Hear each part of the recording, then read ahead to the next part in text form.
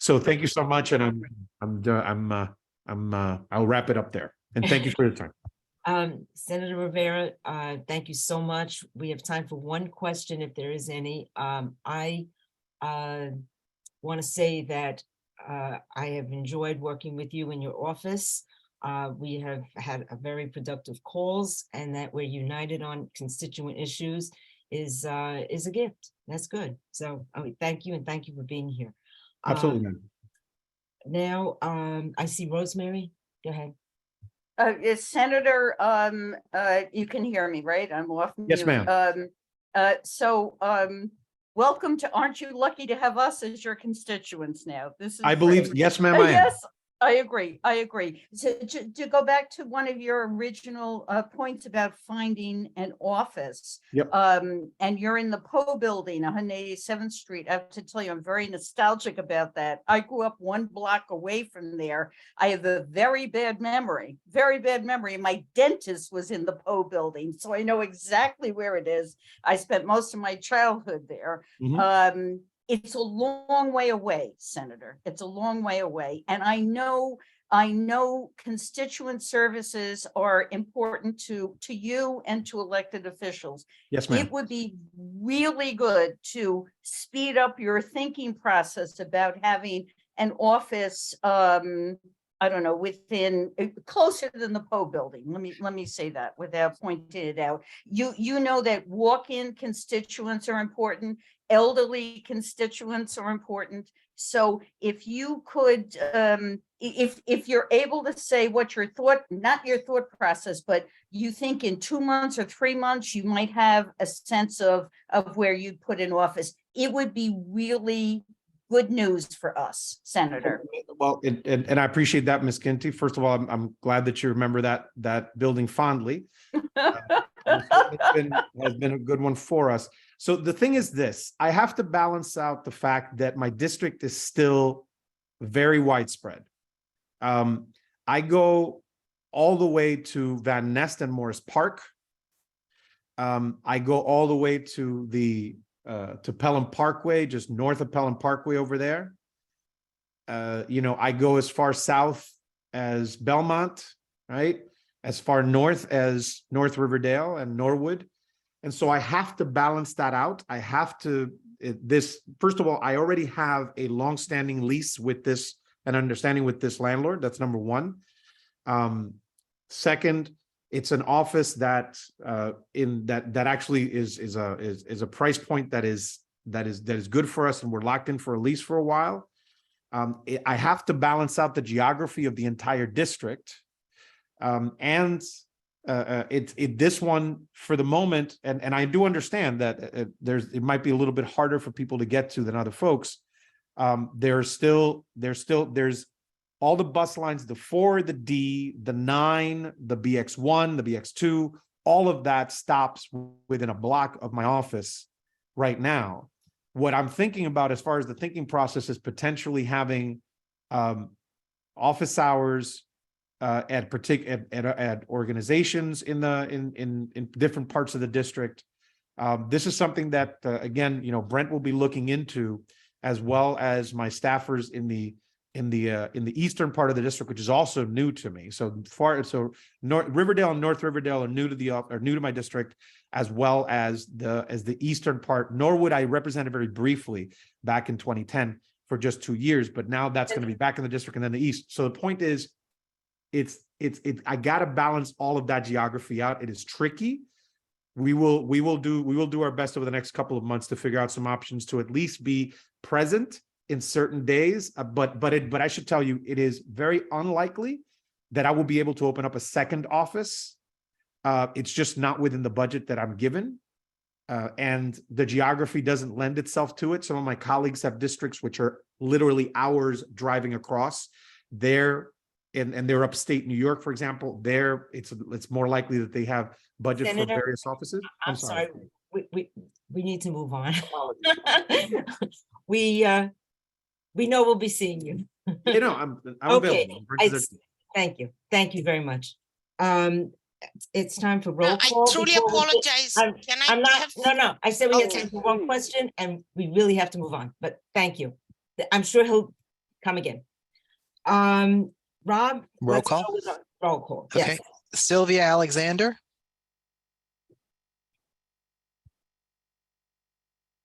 Present. okay, got you. Constance Barnes Watson, President. Bob Bender, Here. Kelly Buford, Present. Christopher Calhoun, Here. Lee Chong, Present. Sebastian Chittilapoli, Present. Lisa Daub, Present. Ingrid De Leon. I saw her. I did too. Come back. Ingrid. Present. Okay. Margaret Della, Present. Margaret Donata. I don't think. Moses Asemnia. I saw him. Present. There you There go. he is. Bob Fanuzzi. I saw him. I did too. Bob Fanuzzi. I saw him. Yep. I'll come back to him. Nick Fazio, Present. Steve Fruit, Present. David Gelman. I don't think so. No, Gilman. Is not coming, right? Right. Rosemary Ginty, Here. Julia Gomez, Present. Edward Green, Present. Rashida Hilliard, Here. Rob Chaklovsky, Mira Joyce. No, she's absent. Right. Bob Kaplan, absent. Right. Scott Compinger, Present. Rita Proctor-Lowe. I'm here, but I lost my picture on it. Oh, it's okay. Do you see me? Because I am here. I did see you earlier. I don't know how to get back on this. And we hear you. Okay, I'm here. Happy to see you. Chuck Merdler, I Here. think. Ted Morris. Did not see. Omar Murray. Present. There he is. Dan Paternak, Present. Julie Reyes. Present. Georgia Santiago, Present. Ramdat Singh, Present. Laura Spalter. Definitely present. Leona Tetton, Present. Camelia Tepelis, Present. Deb Travis, Present. Stephen Vasquez, Sergio Villaverde, Marty Walpoff, Present. going back to Bob Fanuzzi, Margaret Donato. I am here. Oh, you are here. Okay. I am. Thank you. Okay. Margaret Donato, David Galliano, and that's it. Stephen Vasquez going once, going twice. Sergio Villaverde. Okay. Thank you. Thank you, Rob. All right, we'll begin our committee reports. And if there's no objection, Chuck had surgery today, but he's with us on the call, and I'd like to be able to call him first for land use. Thank you, Go Laura. ahead. I have 3 items that will take a few minutes. The first, in addition to that, I should tell you that the Land Use Committee will meet on Thursday, and all 3 of these items will be on the agenda. But because the 3 items are matters which each of you have expressed, the board members have expressed an interest in, I need to bring you up to date. Earlier today or late yesterday, Bob Bender, who I'd asked together with Dan Paternak and David Gelman, to take a good hard look at why it was we were getting such a significant increase in the number of SNAD complaints. SNAD is the Special Natural Area District. And while it pertains primarily, if not exclusively, to the Riverdale section, it is a jewel for the community. It, of course, applies to all of Staten Island. It is a requirement for maintaining trees or having an explanation for why you have to cut them down. About 4 years ago, the de Blasio administration, through its city planning commission, tried to get rid of SNAD. This board led the resistance to that. The community was unified in that, and we defeated it. Today, we found out how and why the latest attempt to undermine it is going on, and it involves the tree removals. Shortly as the door was hitting the backside of the de Blasio administration, they promulgated something called the Homeowners Relief Program. Now, I'm not yet sure, because this all broke today, where the Homeowners Relief Program is, but it is being enforced by the Department of Buildings. Under that program, and this is the explanation given to us earlier today by the Department of Buildings representative for community relations, does the following, among other things. If a quote homeowner hasn't had a violation in 5 years, then that homeowner gets a violation for chopping down the trees in the backyard or in the front yard or all over the place, then nobody's going to do anything about it. They're going to give him 90 days before they do any enforcement action whatsoever, by which time, of course, the tree is down, the memory is forgotten, the witnesses are gone, and photographs don't count with the building department. You need people, all right? And so it's lost. It's a lost cause. Under that program, we had a case that just showed up today, namely on I believe it was Arlington, a homeowner bought a very, very expensive house, chopped down the trees in the backyard. Now, previously, we had the same thing happening over at Chevier. So they don't give them a violation. They give them a notice, please go ahead and fix it at some point. And that's the end of it. They say that if within 60 days nothing is done, then we'll give you a violation and we'll go through an enforcement procedure. But again, it's all over by then. That's absolutely unacceptable. If we are going to have SNAD, don't fool the public, enforce it. Don't say that you are interested in the environment. Do something about it. We have had a rash of places where trees have been cut down left and right, where there have been upscale removals of rock and other natural features, and nobody's done anything about it. So that I spoke with Assemblyman Dinowitz earlier today, and we'll be speaking with the council member. We're going to try and, on Thursday, I'm going to propose a resolution to require either that the Homeowners Relief Program exempt SNAD and enforce it, or that Assemblyman Dinowitz introduce legislation, state legislation, taking it away from the city by making violations of SNAD a lowest grade misdemeanor, therefore actionable by the state, and empowering community boards to commence actions in the Supreme Court to stop this. Now, let me give you a reason why this is relevant for people outside of the community. One of the areas that we had a rash of these complaints from community residents, and this was all triggered by a group of community residents around 5501, is that there is a rash of development going on throughout this community board district. You can't develop when you got trees all over the place because people say, I can't build there. So in the middle of the night or at the end of the day, somebody comes in and chops down all the trees. That's exactly what happened at Chevier. And Chevier owns the land running all the way down to the river. This is the kind of a developer scheme that is common. Understand, I know I represent developers, okay? Having said that to you, this is something we're going to raise and discuss on Thursday. I will have a resolution, hopefully to all of you by tomorrow, so that you can look at it in advance so that we can take some action in this area. Second, visitation.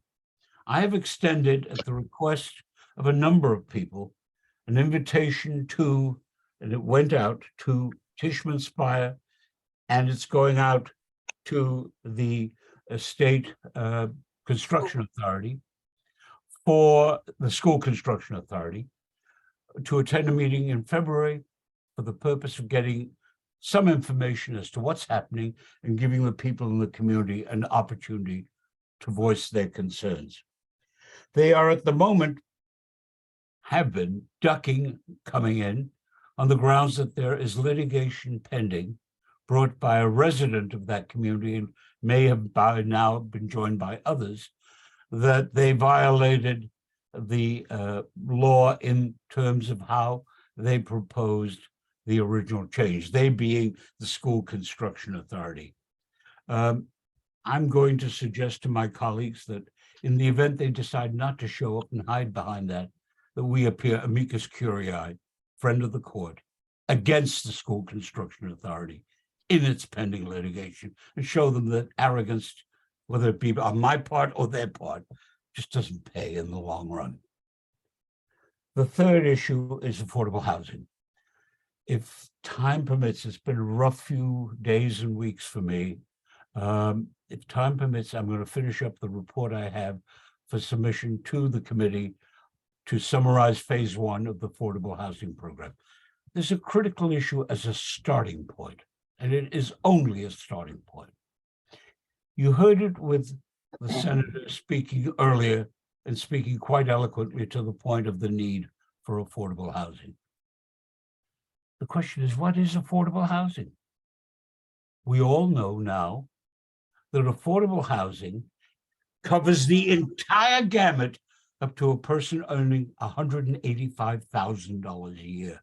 I'm less worried about the person earning $185,000 a year than I am about the person earning $50,000 and $60,000 or less. But if you call it affordable housing, person can have $185,000 and get all the benefits. That's just wrong. Now, the numbers may be somewhat less than 185, but the point is there is no proper definition. Indeed, the average median income, which the AMI, which is the guiding point for what is or is not affordable, covers such places for us, finding us in the city of New York, as Scarsdale, Roslyn, etc.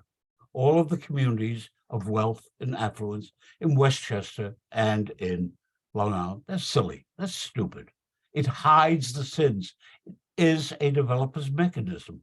And it's something I think the board ought to take a strong position of a redefinition of affordable housing. I can tell you story, and you've heard story after story yourself, of people who've gone and looked for affordable housing and find it isn't at all affordable for people of means that are hard-earned and deserving. And it is something that impacts as well with equal force on people of color and people of Latino extraction. It's wrong. So that's one of the aspects the report will focus on, as did the previous material. So Thursday night's our night. If you have any other questions, I'll be happy to answer. Rosemary. I see your hand. Rosemary. Rosemary. Thank you. Okay, so it's just Chuck, it's just a I'm trying to be helpful here in your discussion with Tishman, because we were expecting a hearing with Tishman. School Construction Authority is not going to do it because of the lawsuit, fine. But Tishman was supposed to come in, and you asked them. They must have said no. I received. What may help you in your discussion with them is the following report just given to us tonight by our council member. A school is being developed 8 blocks south of this site. And the council member said that he put together a Zoom meeting with local residents to speak with and deal with. I'm sorry, somebody else is, everyone can hear, okay. The council member put together a Zoom with local community people and the developer so that the developer could answer their questions. Please say to Tishman, if 8 blocks south, a developer is talking community people, Why can't you come in and talk to community people? Maybe it would help you in your discussions with them. That's my only point, okay? Thank you. Thank you. I have a preliminary response. Gary Rodney has told me today in writing that he is discussing who will appear or how they can deal with it in light of the litigation. I have said to him, if worst comes to worst, and if we have to do it, we will just not touch upon the question that is at issue in the litigation, so that we will not touch upon that. And so whatever they say will not have any bearing upon it. I think we'll probably have them there. I don't think we're going to wind up having school construction authority. Frankly, I do think that it is time we restructure that agency. It really doesn't do a damn bit of good for anybody, including the children. Okay, Chuck, if it's okay, I'd like to be able to move on the agenda. Please.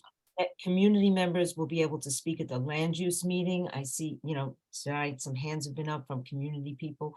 I but just actually not- had not- two. Not at the full, no, not at the full board, at the land use meeting, okay? We don't have the protocol as such that it's just the committee now, just the board members now.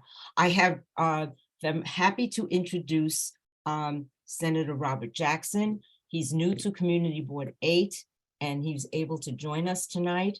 And I understand, I got the text, Senator, you're on the call. Yeah, I'm here. Excellent, excellent. We had a very nice introductory meeting last week, Ira and I with Senator Jackson's staff, and we're really looking forward to working together. Go ahead, Senator Jackson, it's all yours. So good evening, everyone. Glad to be at Community Board 8 in the Bronx. I now represent 1/3 of my district is in the Bronx. I formerly represented from 26th Street and 9th Avenue in Manhattan, 13 miles north to Marble Hill, basically hovering the west side. So a little bit of Chelsea, Midtown, Upper West Side, West Harlem, Washington Heights, Inwood, and Marble Hill. And now, as of January 1, I basically have from 155th Street North, all of Washington Heights, and basically almost all of Inwood and Marble Hill. And I go into part of Morris Heights, across the 181st Street Bridge, a little bit of University Heights, a part of Kingsbridge Heights up near the Armory, and then I come into parts of Riverdale. So I'm a newbie as far as the Bronx is concerned, even though I lived in the Bronx from 1963 to 75 until I moved into Manhattan after graduating from college. I've been in the state Senate. I'm beginning my 3rd term, which is I'm beginning my 5th year. I started in January 2019. I previously served 12 years in the City Council of New York, representing the 7th Councilmatic District. And so now I'm with all of you, trying to get to know you and your issues and concerns. And that's why I immediately came from another meeting at Sedgwick Houses and came straight into your meeting because I wanted to introduce myself to you. Even though you may have met my special assistant, Dario Quinsack, who should be on here with me. And I understand that my colleague, Gustavo Rivera, was in also meeting with you. And I see you have Ramdam Singh and Eric Denowitz, district leader and council member respectively. So I wanted to come in and listen, to get to know who you are, and to try to do whatever I can do to help all of you in making sure that your lives are better overall, from a legislative point of view and from internally in New York City and dealing with the agencies and departments within New York City. So that's who I am overall. I'm zooming right now from my home. I was trying to zoom out from my car, but Gustavo was on there. So I told Dario, give me 7 minutes, I'll be in the house. Just walked into the house. So I just wanted to say thank you for allowing me to represent you. And we only have one office right now, which is at 213th Street and Broadway. That's the office I've had since I've been a state senator since January 2019. but I've requested of the Senate Majority Leader, Andrew Stewart Cousins, I would like to have a satellite office somewhere in the Bronx in order to best represent the 1/3 of my constituents in the Bronx. And I'm sure that you know that each senator represents approximately 320 to 330,000 constituents. So that's who I am, and I'm trying my best to represent you. Thank you. It's been, we're really looking forward to working closely with you on constituent issues and budget and everything else. So thank you for joining us tonight, Senator. Thank you, Madam Chair. We have time for only one question because we have a lengthy agenda and several resolutions ahead of us. So Camelia? Yes, thank you very much, Laura. Just wanted to say, welcome to Senator Jackson as representative of our district. In your district, there are very important environmental justice areas that are very relevant to the Community Board 8, Marble Hill, Kingsbridge Heights, and very special. I want to point out to you and to Senator Rivera that honored us with his presence earlier. I hope Brent is on the call. A new forthcoming priority area for the CB8 Environment and Sanitation Committee, which I chair, is the securing public access to the Jerome Park Reservoir. The entire reservoir is within your district, and the eastern side is in the district of Senator Gustavo Rivera. We thank Assemblymember Dinovitz for expressing support, and just wanted to alert you, you'll probably hear from us in terms of helping us advocate for this very important long-term project for environment and sanitation and for the environmental justice communities in CB8. Thank you very much, Senator Jackson, for being here. Thank you. Okay, we'll continue with our committee reports. Aging, Lisa? Great. Hi, everyone. We had our meeting last night and we focused on housing, not just for older adults, but the presentations were wonderful, and anyone interested in housing issues, affordable housing, landlord-tenant issues, anything related to housing. I encourage you to look at our minutes. We'll attach the presentation decks and to listen to the recording. We had discussions on the home sharing program, which is a solution for some people to be able to afford housing. And we also had the West Bronx Housing Neighborhood and Resource Center, represented by Joshua Stevenson, someone that we all might remember who worked in Andy Cohen's office. Anyway, it was really important information, good demographic data on affordability, what's affordable housing, questions that we came up a lot this evening. So thank you. Our meetings, again, the second Monday of every month at 4 o'clock. Hope to see you. Thank you. Thank you, Lisa. Budget, David couldn't be here tonight. Kira is going to read something, right? We are currently in FY23, which runs through June 30th. We're awaiting the mayor's proposed 2024 budget, which starts July 1st. We are starting the new cycle for Community Board 8 FY25 capital and expense budget requests. This is David's schedule for your committees. Please advise your committee members to start thinking about FY25 capital and expense budget requests. This month, bring those budget request ideas to the committee, to committee meetings for discussion. February, put them on paper. Establish the 2 budget request lists during the meeting. In March, put capital and expense budget request lists in preliminary priority order.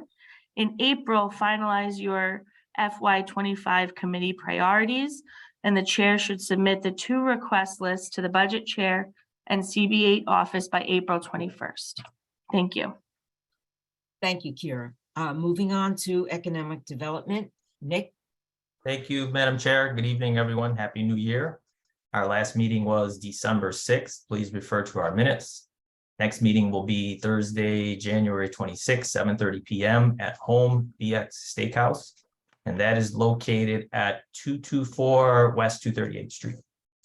Guests will include the BOEDC, DOB Small Business Support Team, Bronx Chamber of Commerce will be there.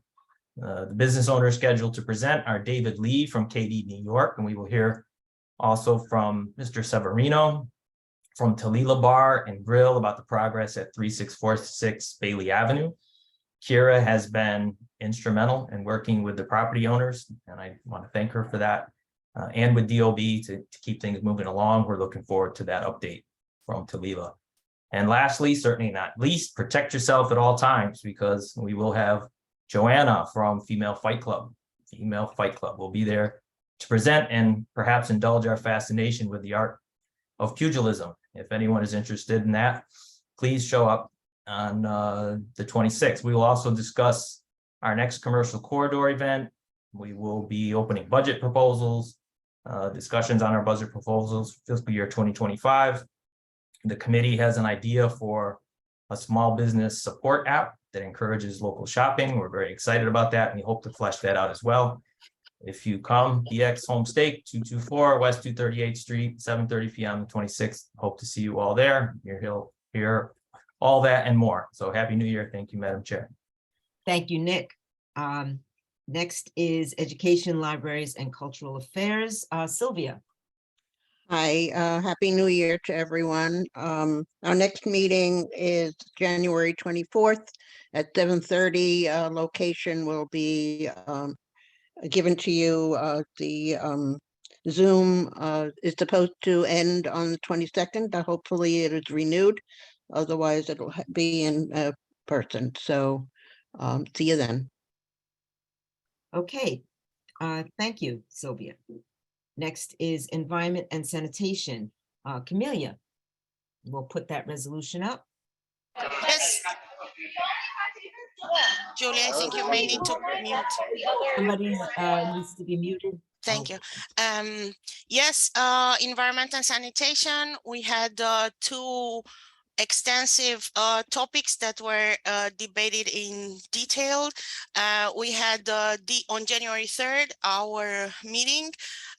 We had DEP making an in-depth presentation on the technical forthcoming work on the condition of the Jerome Park Reservoir, a $38 million project that is expected to be completed in 2026 of great importance for the local community. And we also initiated a conversation regarding renewing advocacy on public access to the reservoir. This was our topic sort of for future conversation. And again, I thank all the electeds that already expressed support for us moving forward and investigating how DEP, DCP, and all other agencies can assist us in terms of furthering this discussion and making it a reality for the community living around the reservoir. But my main topic this evening is a significant body of work undertaken by the ENS water working group led by Karen Argenti, to whom I owe deep and sincere thanks for the extent of work she put into it, along with Bob Fanuzzi, Deb Travis, and Bob Spalter. In the fall, the the Army Corps, U.S. Army Corps of Engineers issued their draft proposal on a project which is quite complex. Acronyms are New York, New Jersey HATS, New York, New Jersey Harbor and Tributaries Focus Area Study, Tier 1. It's a project, it's a study approved by the Congress, but the money for the project is not yet approved by the Congress. It involves setting up of a complex system of protecting essentially Lower Manhattan, the Rockaways, Staten Island, and the east part of New Jersey, a little bit going up the Hudson into Manhattan, but not very far. We are sort of up from the study area. If Kira wants me to, I will not go into share screen, but anyway, all this to say we are a little bit up north, and the concerns from the committee were that the system of levees, pumps, natural barriers that they put in place to protect Lower Manhattan will have an potentially adverse unintended effect in terms of pushing up water and preventing drainage from Hudson and Harlem. Adding to the already existing vulnerability we we have in terms of the drainage of the combined sewer overflow. I don't need to tell you again the story of Broadway, of the impacts of the recent storms, et cetera, et cetera. So the Water Committee Working Group put together an excellent report that they presented that was presented in ENS. We worked together collaboratively, the entire committee, to put together a 7-page appendix, and we thought that we would need to be under time pressure to submit this appendix to the Army Corps by their original deadline, which was January 7, as correspondence. But luckily for us, they extended the submission deadline. However, due to this, so now we are putting it on the table here so that the full body of the board adopts this resolution saying to the Army Corps of Engineers, here are the concerns of CB8.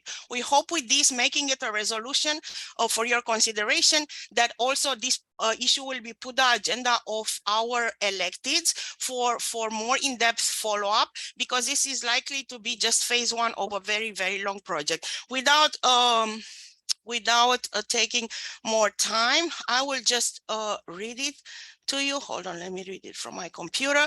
So resolution from the ENS committee for submission to the U.S. Army Corps of Engineers, New York, New Jersey Harbor and Tributaries Study Tier 1 Feasibility Study, whereas CB8 ENS reviewed the project available at that link and its impacts on the Bronx CBA district, whereas CB8 ENS Water Working Group submitted a report on the feasibility study to the ENS committee on January 3rd, 23 for consideration by the committee, whereas the main concerns of the CB8 ENS committee relate to the possibility of the proposed changes in the Manhattan Harbor area to direct more water north, impacting Bronx CBA district, potentially increasing pressure against the outbound water from combined sewer overflow outfalls and simultaneously exacerbating existing storm surge flooding patterns and conditions.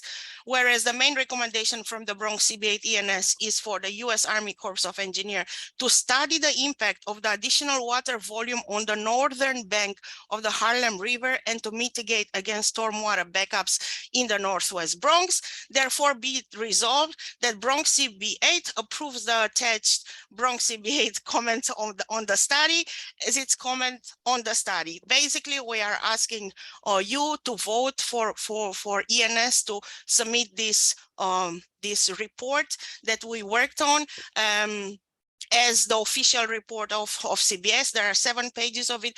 Kira, if you want to just scroll quickly to give people an idea, there are maps, there are detailed explanation on the risks, and we believe that it is important for not only the ENS committee, but for the full board to submit this for further consideration and put this issue clearer on their map, to put it that way. This was unanimously approved, and I received excellent questions in exec, which I hope I addressed, and we ask for your support for this resolution.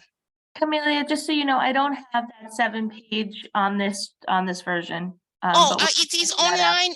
Yeah, it is online. It was distributed with the agenda. I actually had it open on my computer as part of the agenda that I picked from the website. Yeah, it's been positioned very well. It's been sent out and distributed. And thank you, Camelia, for the explanation on this amazing body of work. Are there any questions or comments? We have a resolution. Rosemary. Thank you, Madam Chair. I just I want to applaud all the work that was done by everybody on the committee. It is clear there's a tremendous amount of work that went into this. It's clear. But I'm going to abstain on the vote, and I just want to explain why, so nobody has any mystery. Why am I abstaining on it? It is I cannot give my vote for something I don't understand. This is, at this moment, so much at one time. I don't understand all of it. I applaud all the work, but quite frankly, I don't understand enough to vote yes. So I'm going to abstain. It is no comment whatsoever on all the work. I applaud all the work that was done by the committee and everything. But when I abstain, please understand why I'm doing that. Thank you. Thank you, Madam Chair, and thank you, Camelia, and the group. Okay, Ramdot. Your hand is up. Motion to approve the resolution. Okay, is there anyone- There's no need for an emotion. Right, it's, Oh. and there's no need for a second, but There's no need. we get the, There's but we no get the need to message. shut We me get- up, Ramdot. There's we- no need for We emotion. got the message. wasn't Is there, let's continue, please. Is there Motion to anyone? be called the question. Yes, is there anyone opposed to, the resolution? I don't see any hands. Is there anyone abstaining? We have, Rosemary and Ed and Dan. 3 abstentions. Abstaining, 3 abstentions. Okay, passes, and, thank you very much all. Thank you, Madam Chair, and thank you, committee. And one more time, thank you to Karen Argenti for leading the technical work going into this. We appreciate it. Thank you.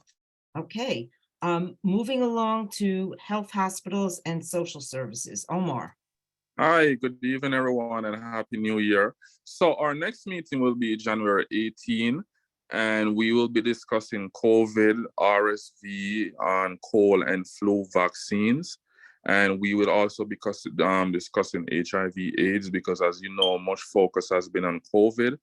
And there's other diseases that are going around. So we're going to have some people from the Department of Health to come and speak about what else has been going on and what is the current statistics within our district.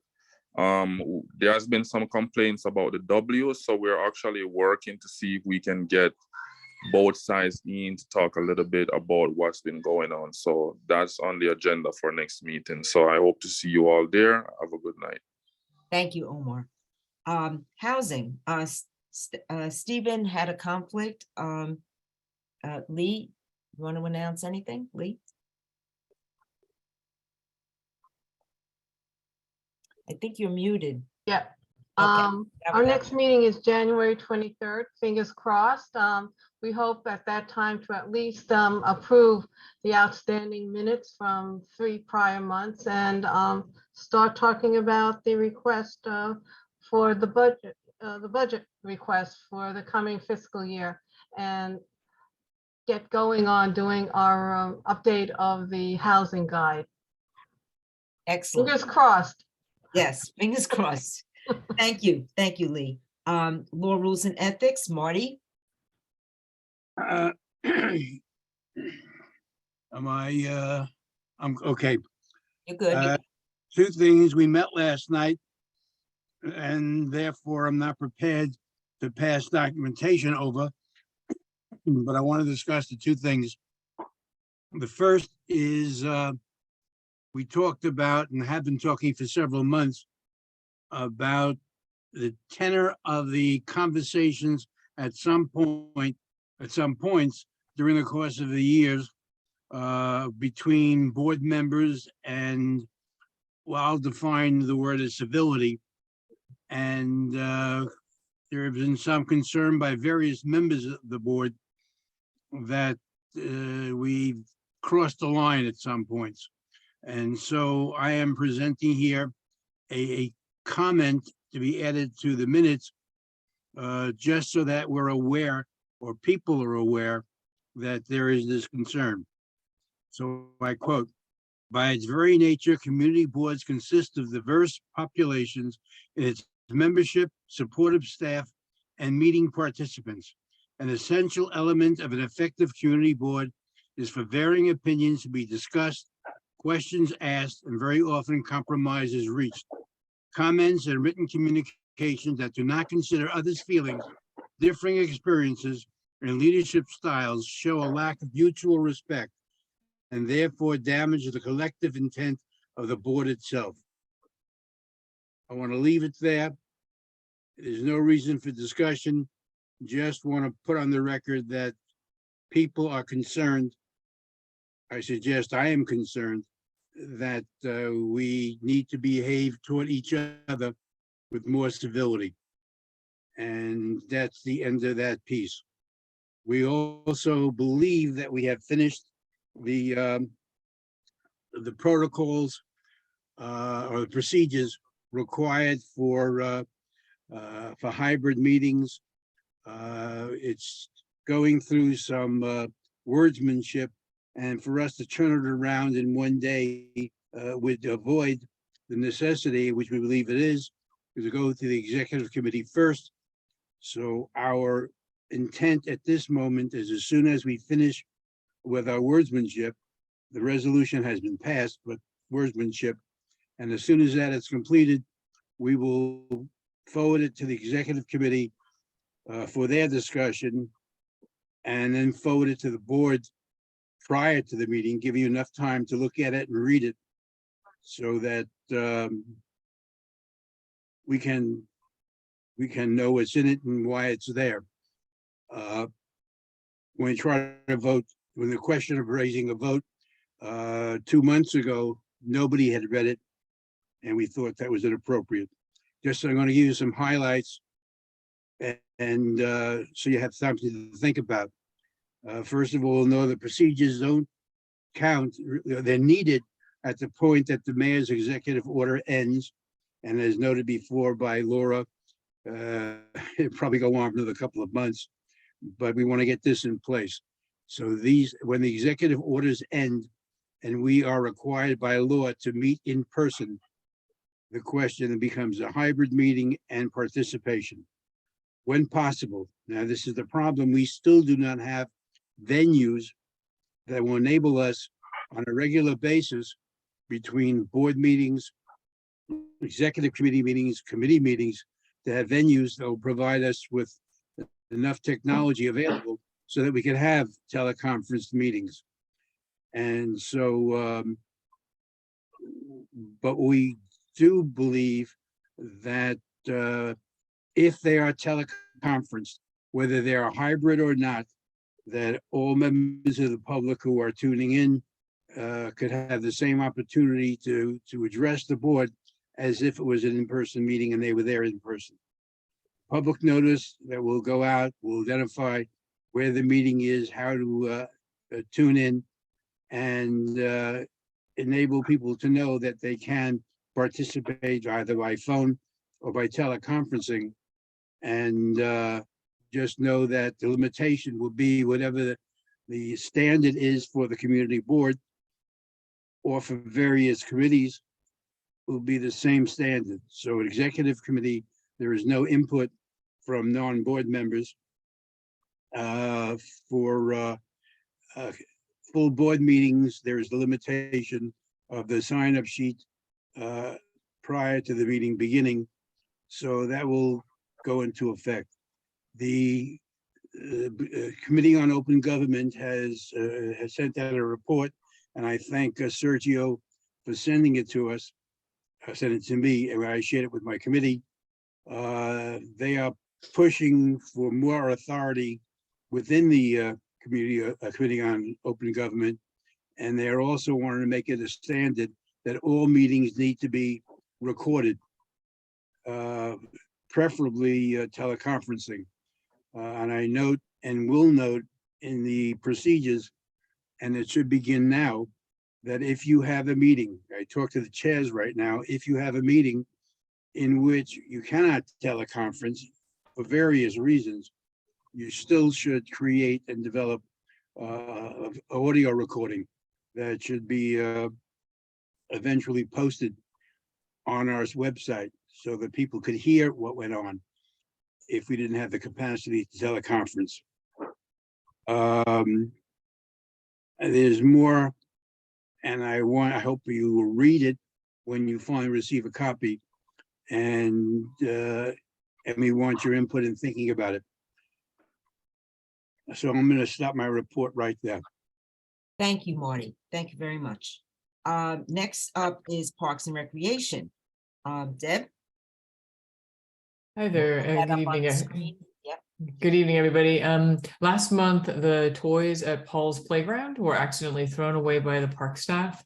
Community members are encouraged to donate gently used or new outdoor toys to the playground to replenish the supply of toys. Donations can be dropped off at the playground anytime during park hours. And just please make sure to remove anything from garbage bags to ensure they're not accidentally disposed of with the other trash. I want to thank the Bronx Borough Parks Commissioner for attending our committee meeting last month. We had a very good discussion on our request for a PEP command in Van Cortlandt Park, the Van Cortlandt Golf Course, pickleball, composting in the parks, and other topics. I refer you to the minutes for that discussion or the recording, which is actually even better. We have one resolution for tonight, which is for the approval of a project put forward by the Amateur Astronomers Association. They've received permission from the Parks Department and DEP to position a small observatory in Jerome Park, near the Jerome Park Reservoir. It's near Gatehouse number 5. By the intersection of 205th Street and Goulden Avenue, across from Harris Field. They have already reached out to the Bronx Science and Lehman College and are excited to get all of the local schools and broader community as excited about astronomy as they are. The observatory will be solar powered and have some minor landscaping elements around it to beautify the site. I will read the resolution and then take any questions. Whereas the Amateur Astronomers Association presented their proposal for the first public observatory in New York City to be located in Jerome Park along Goulden Avenue, south of Jerome Park Reservoir, Gatehouse number 5, to the Community Board 8 Parks and Recreation Committee on December 22nd, 2022. Whereas the Parks Department has granted initial approval for the observatory structure, which previously resided on the campus of Nassau Community College in Garden City, New York, and was transferred to the Amateur Astronomers Association to be used as a public observatory as part of their citywide programming. Whereas the Department of Environmental Protection, who operates the Jerome Park Reservoir, has been consulted on the planned programming and approved the siting of the observatory. Whereas the observatory will have a zero carbon footprint, and the Amateur Astronomers Association has agreed to modify their planned observatory walkway to construct it of permeable materials, which they will maintain. Whereas the Amateur Astronomers Association is a 95-year-old not-for-profit organization with 60 years of experience planning events in New York City parks. Whereas the Amateur Astronomers Association, you're gonna have to scroll if you're gonna block me there. Thank you. Whereas the Amateur Astronomers Association has already formed programming partnerships with Bronx High School of Science and Lehman College, and will be reaching out to all schools around the Jerome Park Reservoir to encourage their participation in programming at the observatory. Therefore, be it resolved that Community Board 8 supports the Amateur Astronomers Association proposal for the observatory at Jerome Park Reservoir with a permeable walkway. I should add, and this was approved, passed unanimously. I should add that one of the reasons for the resolution is that the Amateur Astronomers Association is going in front of PDC and requested a resolution in support as part of their package. Are there any questions? Are there any questions or comments? Yes, just a minute. Who is that? It's Bob Benuzzi. Yes, Bob. Bob. Yeah, Deb, hi. I wasn't clear at the Parks Committee meeting whether this would be an increase in impervious surfaces within the park and close to the reservoir. But I see that you have in your resolution an agreement that they will be using permeable asphalt. So they have in their plan right now a cement sidewalk, basically, that would go from the main sidewalk that runs parallel to the street to the doorway of the observatory. And the purpose of that is to allow for ADA access. And so we asked that the concrete in particular has a very high carbon footprint. And so it's kind of, adding insult to injury a little bit. And so we asked if they would be open to having permeable materials instead, and they said that they would. Does Parks have any jurisdiction over the surfaces that are used in their parkland? Will they override what this group wants to do? Because they have not indicated enthusiasm for permeable asphalt in other areas. I think the difference here is that for this particular piece of sidewalk, the Amateur Astronomers Association will be both paying for its installation and the materials, and they will be maintaining it. So the Parks Department, those are really generally the two things that stand in the way for parks, because they have concerns about maintaining it over time due to their limited resources, and it's just much more expensive than most other options. But the Amateur Astronomers Association did not think that would be an issue for them. So this could be an opportunity to set a standard for, and I think it goes beyond this particular resolution, that permeable asphalt is both feasible, possible, and important for maintaining a zero emission, both for carbon and for water. So as long as you are sure and content that you have that permeable asphalt, I'll vote for it. Yeah, I mean, that's what we said on the call, was that, this is an opportunity, particularly with students who are going to be the people who live in the future, and that who, will have to live in a world that is environmentally friendly and sustainable, that, this is a small sidewalk, but it's an important kind of pilot to show that permeable surfaces are possible. Okay, let's move on. Dan, your hand is up. Yeah, just a couple questions, Deb. Yeah. Just two brief ones. How long do we expect it to be here? Did they give us a time frame of like years of when it would be here? And then the second question. Oh, I'm sorry. Yeah, I'll answer the first one. So yep. This is a permanent installment. Okay, gotcha. And then second, are our local schools allowed to use this? Like, is this anticipated that like PS 95, et cetera, the schools around here are allowed to use it as well?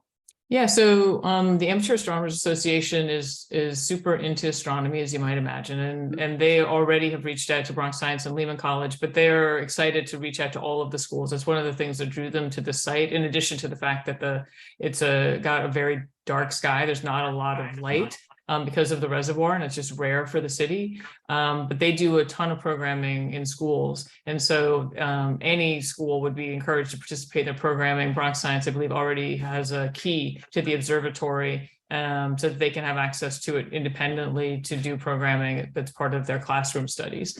So I think any school that want to reach out to them, work with them, they would be happy to work with them. Understood. Okay, thank you. Yeah, it's super cool. Rosemary? Has there been a date set for PDC? Oh, shoot. There has, but it was moved. Kira, do you happen to know what their date is? I remember we were doing the math to make sure. Yeah, I don't know. There is one this week. I don't believe it's on that agenda, but I can get back to you guys. Yeah, Rosemary, the date has been set. So, but I don't know what it is. Useful, however one Wants to dispense the information, that would be good. Okay, thank you, Deb. Thank you, Kira. Okay, so having listened to the resolution and heard the discussion, please raise your hand. Is there anyone opposed to the resolution? Opposed? Bob, your hand is up. Oh, geez, I'm so sorry. Down. All right. I don't see any hands. Is there anyone abstaining? Okay, so that's unanimous. Very good. Excellent. The next Parks Committee meeting is January 25th at 7 p.m. We have requested New Yorkers for Parks to attend and discuss their parks budget and capital process initiatives. So thank you. Have a good night. Thank you, Deb. Thank you. Next up is public safety. Here we go. Okay. Ed Green. Okay, public safety. We have 3 resolutions from our December 20th meeting. We had 2 renewals of full liquor licenses and 1 new application for a full liquor license. So the first renewal was for Yucca Latin Bistro, located at 5684 Riverdale Avenue. The second renewal was for TCR Tennis Club of Riverdale, located at 2600 Netherland Avenue. That's the Century Building. And the new application was for Ezeli Luxury Hall Corp. Located at 5540 Broadway. And the new application, there was a 2 a.m. agreement signed, 2 a.m. closing agreement signed by the establishment's owner, and the board received that. All the applications, well, the two renewals, the 50th stated that there was no, they were unaware of any prior disturbances or complaints about the locations or the establishment. And the Public Safety Committee voted unanimously to approve all three of these applications. So with, no controversy involved, I unless anybody has any objections, I'd like to take a vote on all three of them collectively as a block. Okay, any comments or questions? Let me just check on that. Any comments or questions? I don't see any hands. Anyone opposed to these two renewals and one newbie? Raise your hand. Anyone opposed? Anyone abstaining? Okay, all three unanimously passed, and excellent. Okay. And Ed? our next Yes. public safety meeting will be on Tuesday, the 17th at 7 p.m. All are welcome. Thank you, thank you. Okay, next up is traffic and transportation. Kelly. Hi, good evening, everyone. The TNT committee did not meet in December. Our next meeting will be January 19th at 7 p.m. via Zoom. On the agenda, we have New York State and New York City DOT to discuss several matters in the community. Also, I'm happy to report that left turn signals have been installed at Riverdale Avenue, left turning lanes rather. And I also encourage everyone to follow the community board social media pages, because updates on various projects in the community are posted there on a daily basis. And that's all I have. And thank you. Thank you. Okay, moving on to youth. Julia. Good evening, all. I refer you to our December minutes. We will not have a meeting in January due to the holiday. So we look forward to seeing you in February. I know it's late, so I would like to ask for your indulgence in taking a point of privilege. I would just like to announce to my friends and colleagues here that I successfully defended my dissertation on December 16th. My degree should be conferred on February 1st. So thank you all for your understanding and support these last few years. And I just wanted to share that with all of you here. Thank you for your time. Have a wonderful evening. And I look forward to seeing you all again in February. Thank you, Julia, and congratulations. Dr. Gomez. Thank you. Special Committee on Hudson River Greenway, Bob. Nothing to report, except that we are still planning on holding a meeting sometime in the spring, and there will be more to come on that. Thank you. Special Committee on Racial Equity, Margaret. Hi, good evening. We had a meeting this last week, and there are a couple of things that we wanted to highlight for the community board. One, there are a couple of upcoming events on the Kingsbridge Armory, and we're encouraging the community to come out and participate. The Kingsbridge Armory certainly is in District 7, but as neighbors and residents, and certainly District 8 is, adjacent to this district, we really want to encourage people to pay attention to what's going on and to contribute if they'd like. There's an upcoming virtual session on January 17th. There's an in-person workshop near the Kingsbridge Armory at PS 340. And there's also the opportunity to participate in a community summary. We also would like, we'll be certainly reaching out to a couple of standing committees to be focused on affordable housing. We'd love to talk about cannabis. And certainly all of the economic development opportunities going on in the Bronx. SCREE membership we did have a couple of members that had to step down. So we are looking for additional members to help round out our representation and the ability of folks to do work on behalf of SCREE.